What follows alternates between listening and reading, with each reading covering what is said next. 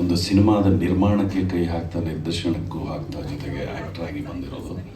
ಅದು ಯಾಕೆ ಖುಷಿ ಆಗುತ್ತೆ ಅಂದರೆ, ಚಂದನ್ನ ನಾನು ಭಾಳ ವರ್ಷಗಳಿಂದ ನೋಡಿದೆ. ಅವನು ಯಾವುದೇ ಕೆಲಸ ಮಾಡಿದರೂ ಶಿರಸ ವಹಿಸಿ ಪೂರ್ಣವಾಗಿ ಒಪ್ಪಿಸ್ಕೊಂಡು ಕೆಲಸ ಮಾಡ್ತಾರೆ.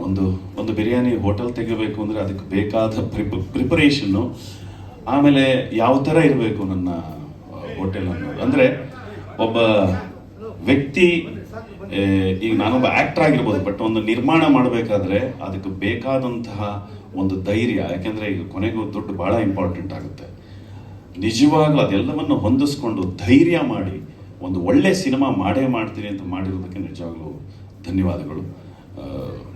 ಜೊತೆಗೆ ಇವತ್ತು ಈ ಒಂದು ಹಾಡು ರಿಲೀಸ್ ಆಗಿರೋದು, ಸುದೀಪ್ ಗೆಳೆತನ ಅಂದ ತಕ್ಷಣ ಅವನ ಅಥವಾ ನಾನು, ಅನಿಲ ಎಲ್ಲ ಸೇರಿ ಒಂದು 32-33 ವರ್ಷಗಳಿಂದ ನನ್ನ ಸ್ನೇಹ ಶುರು. ಅದಕ್ಕಿಂತ ಮುಂಚೆ ಇವರಿದ್ದರು.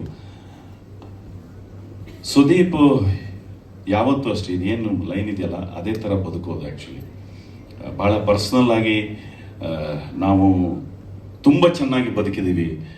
ತುಂಬ ಚೆನ್ನಾಗಿ ಬದುಕಿದ್ರೊಳಗಿರುವಂತಹ ಒಂದು ಗಲಾಟೆ ಇರ್ಬೋದು, ಚಿಕ್ಕ ಚಿಕ್ಕ ಜಗಳ ಇರ್ಬೋದು, ಆಮೇಲೆ ಪರ್ಸ್ನಲ್ ಆಗಿ ನಾವಿಬ್ಬರು ಕೂತು ಮಾತನಾಡಿದಂಥ ದಿನಗಳಿರ್ಬೋದು, ನಾನು ನೋವಿನಲ್ಲಿದ್ದಾಗ ಅವನು ನನ್ನನ್ನು ಸಂತೈಸಿದ ರೀತಿ ಇರ್ಬೋದು, ಅವನು ನೋವಿನಲ್ಲಿದ್ದಾಗ ನಾವೆಲ್ಲರೂ ಜೊತೆಗಿದ್ದ ರೀತಿ ಇರ್ಬೋದು, ಜೊತೆಗೆ ಬಿಗಿನಿಂಗ್ ಸ್ಟೇಜ್ ಆಫ್ ಸಿನಿಮಾ ಶುರುವಾದಾಗ, ಅಂದರೆ ಸ್ಪರ್ಶಗಿಂತ ಹಿಂದೆ ಇರ್ಬೋದು, ಸ್ಪರ್ಶ ಆದಮೇಲೆ ಕೂಡ ಇರ್ಬೋದು, ಒಂದೊಂದೇ ಸ್ಟೆಪ್ನಲ್ಲಿ ಅವನು ಬೆಳೀತಿರಬೇಕಾದ್ರೆ ಆ ಬೆಳವಣಿಗೆಯನ್ನು ನೋಡ್ತಾ ಬಂದ್ವಿ.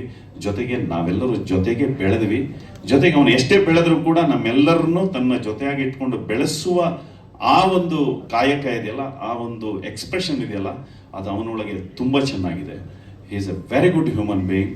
ನಾನು ಭಾಳ ಹತ್ತಿರದಿಂದ ನೋಡಿರೋದ್ರಿಂದ ನನ್ನ ಎಲ್ಲ ಸಂದರ್ಭಗಳಲ್ಲೂ ನನ್ನ ಜೊತೆಗಿದ್ದು ನನ್ನನ್ನು ನಿಜವಾಗಲೂ ಗೈಡ್ ಮಾಡ್ತಾ, ಜೊತೆಗೆ ನಾವು ಹೇಳಿದ ಮಾತುಗಳನ್ನು ಅವನು ಕೇಳ್ತಾ ಬದುಕಿದ ಸ್ಥಿತಿಗಳು ಇಲ್ಲಿವರೆಗೂ ನಡೆದು ಬಂದಿದೆ. ನಿಜವಾಗಲೂ ಸುದೀಪ್ ಒಬ್ಬ ನನಗೆ ತುಂಬ ಒಳ್ಳೆ ಗೆಳೆಯ. ಯಾಕೆಂದರೆ ಗೆಳೆಯರು ಇರಬೇಕು. ಈಗ ಒಂದು ಲೈನ್ ತುಂಬ ಚೆನ್ನಾಗಿದೆ, ಸ್ನೇಹ ಅತಿ ಮಧುರ, ಅದು ಅಮರ ಅಂತ. ಹಾಗೆ